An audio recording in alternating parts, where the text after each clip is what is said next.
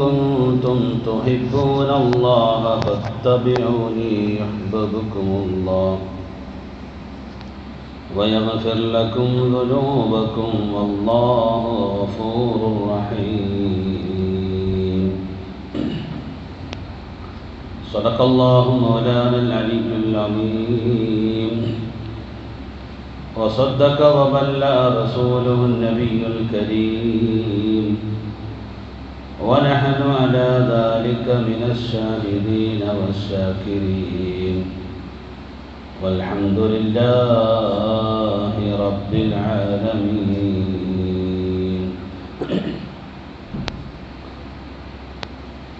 اللهم اجعل نصيحتي نصيحة مؤثرة في قلبي وقلوب الناس وما توفيقي إلا بالله عليه توكلت وإليه أنيب.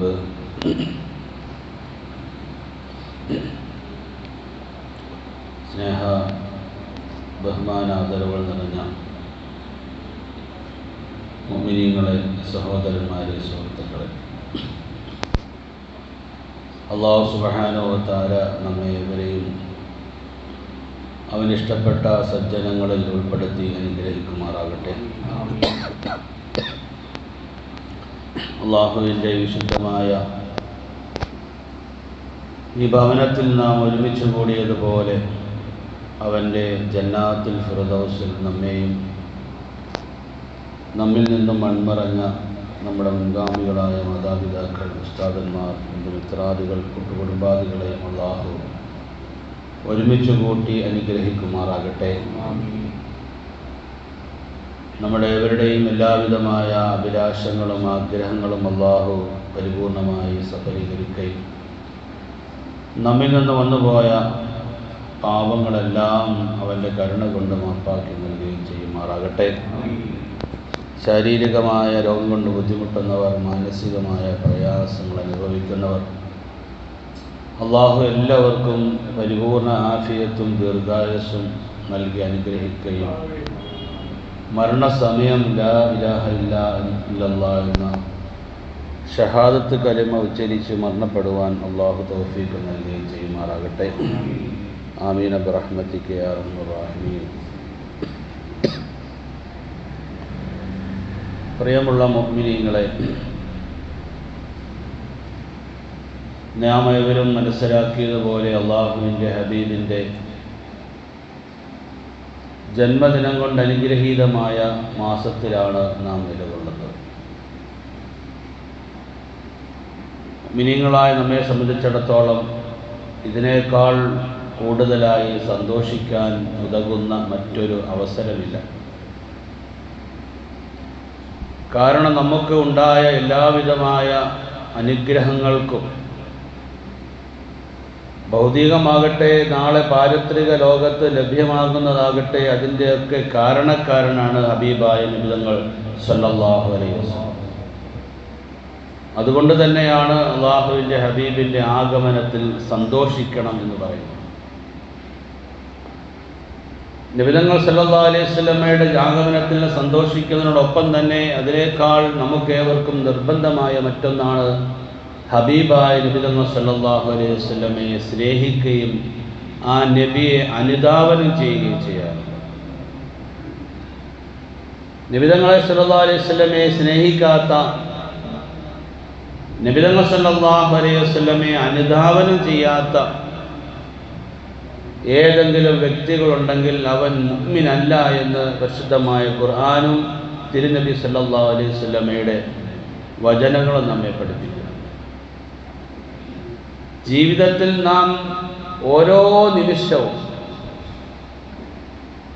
നാം ചെയ്യുന്ന ഓരോ പ്രവർത്തനങ്ങളിലും നാം ആരെയെങ്കിലും പിൻപറ്റുന്നുണ്ടെങ്കിൽ, അനുധാവനം ചെയ്യുന്നുണ്ടെങ്കിൽ അത് ഹബീബായ നബിയുനാ റസൂലുള്ളാഹി സല്ലല്ലാഹു അലൈഹി വസല്ലം ആയിരിക്കണം. നബി തങ്ങൾ സല്ലല്ലാഹു അലൈഹി വസല്ലം അല്ലാതെ മറ്റാരുടെയെങ്കിലും ശൈലിയോ രീതിയോ ഉപമയോ നാം പിൻപറ്റിയിട്ടുണ്ടെങ്കിൽ അവനെ സംബന്ധിച്ച് മുസ്ലിം എന്ന് പറയപ്പെടുകയില്ല. വളരെ ശ്രദ്ധിക്കേണ്ട കാര്യമാണ്. നമ്മളുടെ ജീവിതത്തിൽ നാം ചെയ്യുന്ന ഓരോ കാര്യങ്ങളും നമ്മൾ ചെയ്യുന്നത് അത് മറ്റൊരാൾ ചെയ്തു എന്നതിൻ്റെ പേരില്ല. നമ്മൾ വീട്ടിൽ നടക്കുന്ന ഒരു വിശേഷ കാര്യത്തിൽ നമ്മൾ ആ വിശേഷ കാര്യത്തിൻ്റെതായ വിശേഷങ്ങളെ ക്രിയേറ്റ് ചെയ്യുന്നത്, അതിൽ നടക്കുന്ന അലങ്കാരങ്ങൾ, മറ്റ് പ്രവർത്തനങ്ങളെല്ലാം നാം പിൻപറ്റുന്നുണ്ടെങ്കിൽ അത് മറ്റൊരാൾ ചെയ്തതിൻ്റെ പേരിലാണ്. അയാളുടെ മകളുടെ കല്യാണം ഇങ്ങനെയായിരുന്നു, അയാളുടെ മകൻ്റെ കല്യാണം ഇങ്ങനെയായിരുന്നു, അല്ലെങ്കിൽ അയാൾക്കൊരു അവാർഡ് കിട്ടിയപ്പോൾ ഇങ്ങനെയായിരുന്നു, അല്ലെങ്കിൽ അയാളുടെ വീട്ടിൽ സന്തോഷമുണ്ടായപ്പോൾ ഇങ്ങനെയായിരുന്നു, അല്ലെങ്കിൽ അയാളുടെ വീട്ടിലൊരു മരണമുണ്ടായപ്പോൾ ഇങ്ങനെയായിരുന്നു, അതുകൊണ്ട് നമുക്കും ചെയ്യണം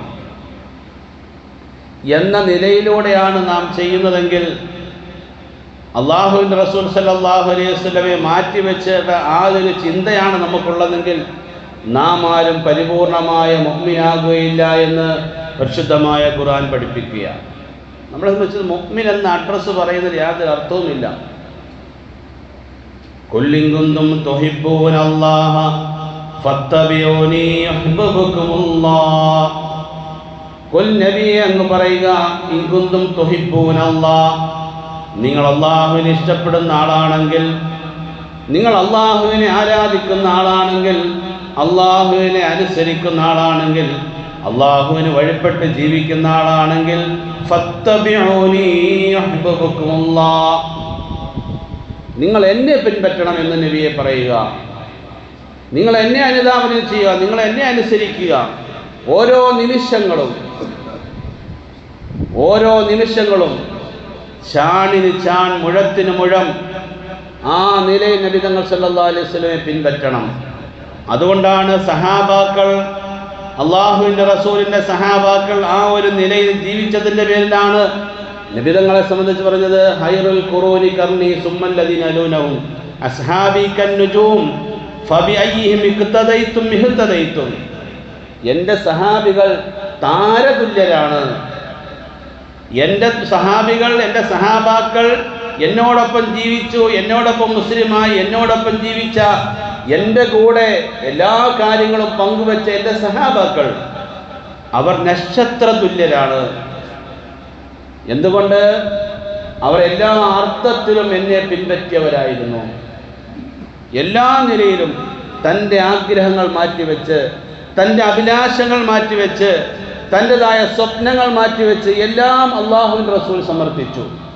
നമ്മളൊക്കെ നമ്മളുടെ സ്വപ്നം നടക്കുക, നമ്മളുടെ സ്വപ്നങ്ങൾ, നമ്മളുടെ ആഗ്രഹങ്ങൾ, അള്ളാഹുവിൻ്റെ ഹബീബിൻ്റെ ആഗ്രഹം എങ്ങനെയാട്ടെ അത് പോട്ടെ, എൻ്റെ ആഗ്രഹം, എൻ്റെ ജീവിതത്തിൽ അഭിലാഷം, അത് നടക്കാനുള്ള അവസരത്തിൽ ഞാൻ എൻ്റെ അഭിലാഷം നടക്കുന്നതിനാണ് ഞാൻ മുൻഗണന നൽകുന്നത് എന്ന് പറഞ്ഞാൽ നാം മുസ്ലിമല്ല. പരിശുദ്ധമായ ഖുർആൻ പഠിപ്പിക്കുന്ന ഒരു സംഭവമുണ്ട്. ഫലാ വറബ്ബിക ലാ യുഅ്മിനൂൻ ഹത്താ യുഹക്കിമൂക ഫീമാ ശജറ ബൈനഹും ثم لا يجدوا في أنفسهم حرجا مما قضيت ويسلموا تسليما. പരിശുദ്ധമായ ഖുർആൻ സൂറത്ത് നിസായിന്റെ 65-ാമത്തെ ആയത്താണ്. സൂറത്ത് നിസായിന്റെ 65-ാമത്തെ ആയത്ത്. ഈ ആയത്ത് അവതരിപ്പിക്കപ്പെടാൻ ഒരു സാഹചര്യമുണ്ട്. എന്താണെന്നൊരു സാഹചര്യം? നബി തങ്ങൾ സല്ലല്ലാഹു അലൈഹി വസല്ലമയുടെ കാലഘട്ടത്തിൽ മുസ്ലിമായ ഒരു മനുഷ്യനും ഒരു ജൂതനായ വ്യക്തിയും തമ്മിൽ ഒരു പ്രശ്നമുണ്ടായി. ആ പ്രശ്നത്തിന് പരിഹാരമായിട്ട് അവർ രണ്ടുപേരും ഹബീബായ നബി തങ്ങൾ സല്ലല്ലാഹു അലൈഹി വസല്ലമയുടെ ഹദറത്തിലേക്ക് വന്നു. നബി തങ്ങൾ സല്ലല്ലാഹു അലൈഹി വസല്ലമയുടെ കാലഘട്ടത്തിൽ മുസ്ലിമിൻ്റെയും ഒരു ജൂതൻ്റെയും ഇടയിലുണ്ടായൊരു പ്രശ്നം, അതിന് മസ്ലഹത്തിന് വേണ്ടി, കോംപ്രമൈസിന് വേണ്ടി അവർ നബി തങ്ങൾ സല്ലല്ലാഹു അലൈഹി വസല്ലം അടുക്കൽ വന്നു. നമ്മളൊക്കെ ഒരു വിഷയമുണ്ടാകുമ്പോൾ പള്ളിയിൽ ഇമാമിനെ സന്ദർശിക്കും. ഒരു വിഷയമുണ്ട്, അത് പരിഹരിക്കാൻ എന്തെങ്കിലും ഒരു സൊല്യൂഷൻ ഉണ്ടോ എന്ന നിലയിൽ കൂടി ഇമാമിങ്ങളെ, അല്ലെങ്കിൽ നമ്മുടെ നേതാക്കന്മാരെ, അല്ലെങ്കിൽ നമ്മൾ പിൻപറ്റുന്ന ആളുകളെ സമീപിക്കുന്നത് പോലെ അള്ളാഹുവിൻ്റെ ഹബീബിൻ്റെ മുന്നിലെത്തി നബി സല്ലല്ലാഹു അലൈഹി വസല്ലം രണ്ടുപേരും വിസ്തരിച്ചതിന് ശേഷം നബി തങ്ങൾ സല്ലല്ലാഹു അലൈഹി വസല്ലമയ്ക്ക് മനസ്സിലായി ഇതിൻ്റെ പരിപൂർണമായ ന്യായം ജൂതൻ്റെ വശത്താണ്. അപ്പോൾ മുസ്ലിമായ ആൾ വിചാരിച്ചു മനസ്സിൽ, അള്ളാഹുവിൻ്റെ ഹബീബ് എൻ്റെ അനുയായിയാണല്ലോ, ഞാൻ മുസ്ലിമാണല്ലോ, നബി സല്ലല്ലാഹു അലൈഹി വസല്ലമ എൻ്റെ കൂടെയല്ലേ നിൽക്കുകയുള്ളൂ. നമ്മൾ പല ആളുകളും ചിന്തിക്കുന്നത് പോലെ നബി തങ്ങൾക്ക് സ്വജനപക്ഷപാതമില്ലായിരുന്നു. നീതിയുടെ മുമ്പിൽ, ന്യായത്തിൻ്റെ മുമ്പിൽ സ്വന്തം ജനങ്ങളെ സംരക്ഷിക്കുന്ന ഒരു പക്ഷപാതം അള്ളാഹുവിൻ്റെ ഹബീബിൻ്റെ ജീവിതത്തിൽ ഉണ്ടായിട്ടില്ല. ഒരു നേതാക്കന്മാർക്കും ഉണ്ടാകാൻ പാടില്ലാത്ത ഒന്നാണ് ആ ഒരു സ്വഭാവം. സ്വന്തം ജനങ്ങളെ, സ്വന്തം കുടുംബത്തെ സംരക്ഷിച്ചുകൊണ്ടുള്ള ഒരിടപാടും നബി സല്ലല്ലാഹു അലൈഹി വസല്ലമയുടെ ജീവിതത്തിൽ ഉണ്ടായിട്ടില്ല, അത് ഉണ്ടാകാൻ പാടില്ല. നബി സല്ലല്ലാഹു അലൈഹി വസല്ലമ ജൂതൻ അനുകൂലമായി വിധിച്ചു. ആ വിധിയിൽ ആ വിധിയിൽ സന്തുഷ്ടനാകാത്ത മുസ്ലിം ഉടനെ പോയി ഉമർ ബിൻ ഖത്താബ് റളിയല്ലാഹു അൻഹുവിന്റെ സമക്ഷത്തിലേക്ക് ചെന്നു. ഉമർ റളിയല്ലാഹു തആല അൻഹുവിന്റെ അടുക്കലേക്ക് ചെന്നു. മുസ്ലിം കരുതിയത്, എടാ ഞാൻ മുസ്ലിമായിട്ട് എനിക്ക് അനുകൂലമായിട്ട് നബി തങ്ങൾ വിധിച്ചില്ലല്ലോ, നീ ഉമർ റളിയല്ലാഹു തആല അൻഹു ആ നിലയിൽ കൂടെ നിന്നാൽ ഞാൻ രക്ഷപ്പെട്ടല്ലോ. ഉമർ റളിയല്ലാഹുവിന്റെ അടുക്കലേക്ക് ചെന്ന് മുസ്ലിമെ കാര്യം പറഞ്ഞു. ഞങ്ങൾ തമ്മിൽ ഒരു വിഷയമുണ്ടായി, ആ വിഷയത്തിൽ ഞങ്ങൾ അള്ളാഹുവിൻ്റെ ഹബീബിനെ സമീപിച്ചു. പക്ഷെ നബി തങ്ങൾ സല്ലല്ലാഹു അലൈഹി വസല്ലമ അദ്ദേഹത്തിന് അനുകൂലമായിട്ടാണ് വിധിച്ചത്. ഉമർ റളിയല്ലാഹു തആല പറഞ്ഞു, നീ അവിടെ ഇരിക്കെ. ഉമർ റളിയല്ലാഹു അൻഹു ഒറ്റ മറുപടിയേ ഉള്ളൂ, രണ്ടാമതൊരു മറുപടിയില്ല. നമുക്കറിയാം, പല ചരിത്രങ്ങൾ നമ്മൾ കേട്ടിട്ടുണ്ട്. അകത്ത് പോയി ഉറയിൽ കിടന്ന വാളുമായിട്ട് വന്ന്, എൻ്റെ ഹബീബിൻ്റെതായ ന്യായവിസ്താരം അംഗീകരിക്കാത്ത, തീരുമാനം അനുസരിക്കാത്ത മുസ്ലിമെ, നിനക്കുള്ള എൻ്റെ വിധി ഇതാണെന്ന് പറയലും അദ്ദേഹത്തിൻ്റെതായ തലയറുത്ത് മാറ്റുകയും ചെയ്യുകയാണ് മഹാനായ ഉമർ ബിൻ ഖത്താബ് റളിയല്ലാഹു അൻഹു ചെയ്തത്. ഈ സന്ദർഭത്തിലാണ് ഈ ആയത്തിറങ്ങിയത്. ഫലാ വറബ്ബിക ലാ യുഅ്മിനൂൻ, ഫലാ വറബ്ബിക, താങ്കളുടെ റബ്ബിനെ കൊണ്ട് സത്യം, ലാ യുഅ്മിനൂൻ, അങ്ങനെയുള്ളവരാരും തന്നെ മുസ്ലിമാവുകയില്ല. എങ്ങനെയുള്ളവർ? ഹത്താ യുഹക്കിമൂക ഫീമാ ശജറ ബൈനഹും, അവർക്കുണ്ടാകുന്ന ഒരു പ്രശ്നങ്ങൾക്ക് പരിഹാരമായി അള്ളാഹുവിൻ്റെ ഹബീബിൻ്റെ നിർദ്ദേശങ്ങളെ പരിപൂർണമായി അംഗീകരിക്കാത്ത, മാനിക്കാത്ത ആളുകൾ പരിപൂർണമായ മുഅ്മിനാവുകയില്ല.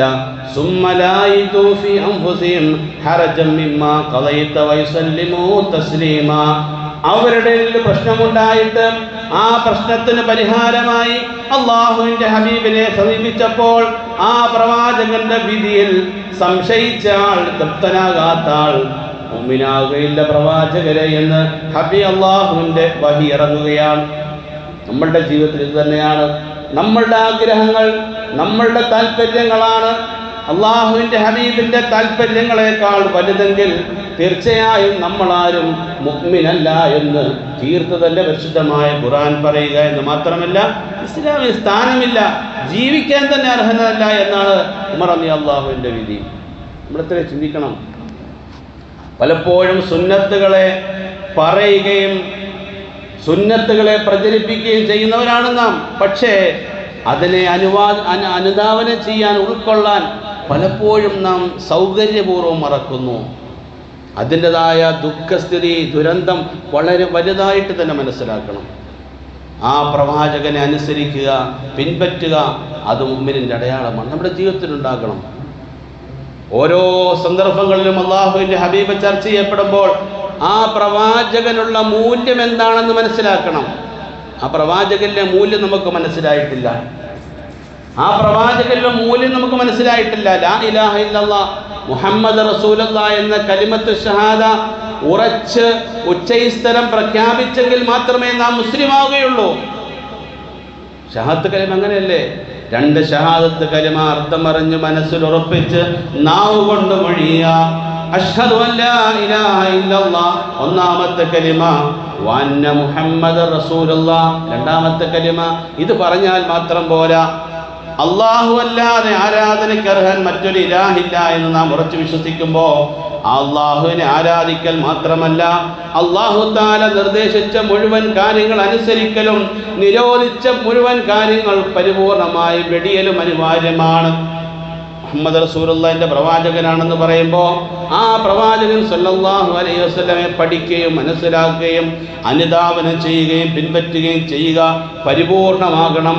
എവിടെയെങ്കിലും ഏതെങ്കിലും നിലയിൽ കൂടെയുള്ളതായൊരു കുറവ് വന്നാൽ അവൻ മുഅ്മിനല്ല. കാരണം എന്താണ്? ആ പ്രവാചകനോട് മാത്രമേ നമുക്ക് വിജയിക്കാൻ കഴിയുകയുള്ളൂ. ആ പ്രവാചകൻ സൽ സ്വഭാവത്തിന്റെ ഉടമയാണ്. സൽ സ്വഭാവത്തിന്റെ ഉടമയാണ്. സൽ സ്വഭാവം ഉണ്ടെങ്കിൽ മാത്രമേ ദുനിയാവിലും ആഖിറത്തിലും നമുക്ക് വിജയിക്കാൻ കഴിയുകയുള്ളൂ. സമ്പത്തുണ്ടെങ്കിൽ വിജയിക്കാൻ കഴിയുകയില്ല, അധികാരമുണ്ടെങ്കിൽ വിജയിക്കാൻ കഴിയുകയില്ല, ആരോഗ്യമുണ്ടെങ്കിൽ വിജയിക്കാൻ കഴിയുകയില്ല, മറ്റെല്ലാ സൗകര്യമുണ്ടെങ്കിലും വിജയിക്കാൻ കഴിയുകയില്ല.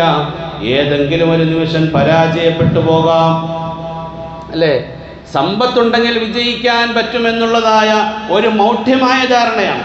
അധികം ആളുകൾ മനസ്സിലാക്കുന്നത് സമ്പത്തുണ്ടെങ്കിലാണ്, പണമില്ലെങ്കിൽ പിണമെന്നാ പല ആളുകളും കരുതുന്നത്. പണമുള്ളവരോട് ചോദിച്ചു നോക്കണം പണത്തിൻ്റെതായ ബുദ്ധിമുട്ട്. പണമാണെങ്കിലോ നില്ലും സായിലും എപ്പോഴും നീങ്ങിപ്പോകാം. ഇന്നെൻ്റെ പോക്കറ്റിലാണെങ്കിൽ നാളെ ആ പണം മറ്റൊരാളുടെ പോക്കറ്റിലാണ്. ഇന്നെൻ്റെ പോക്കറ്റിൽ 500 നോട്ടുണ്ടെങ്കിൽ നാളെ ഈ 500 നോട്ട് നാം പ്രദർശിപ്പിച്ചുകൊണ്ട് നടന്നാൽ ഈ 500 നോട്ടിൻ്റെ ഗുണം കിട്ടുമോ? നമുക്ക് കിട്ടുമോ? 500 ഒരു നോട്ട് അത് നാം പ്രദർശിപ്പിച്ചുകൊണ്ട് നടന്നാൽ ആ 500 നോട്ടിൻ്റെ ഗുണം നമുക്ക് കിട്ടുമോ? ഇല്ല. നമ്മുടെ കയ്യിൽ നിന്നും മറ്റൊരാളുടേക്ക് മാറുമ്പോഴാണ് 500 ഗുണം നമുക്ക് കിട്ടുന്നത്. അതാണ് ഇവർ ലില്ലുൻ സായിന് പണം മാറിപ്പോകുന്നതെന്നാണ്. അത് കുറയാം കൂടാം, കുറഞ്ഞു പോകുമ്പോഴാകും ആണ് അതിൻ്റെതായ ബുദ്ധിമുട്ട് മനസ്സിലാകുന്നത്. ആരോഗ്യം എപ്പോഴും ക്ഷയിച്ചു പോകാം. ഏതൊരവസ്ഥ, ഒരു പനി വന്നാൽ മതിയല്ലോ. എത്ര ആരോഗ്യമുള്ള ആളാണെങ്കിലും ഒരു പനി വന്നാൽ അല്ലെങ്കിൽ ചെറുവിരലിൻ്റെ അറ്റത്തൊരു മുള്ളുകൊണ്ടാൽ അയാളുടെ ആരോഗ്യം ക്ഷയിച്ചു പോകും, സന്തോഷമെല്ലാം നഷ്ടപ്പെട്ടു പോകും. അധികാരമുള്ള ആളാണെങ്കിലോ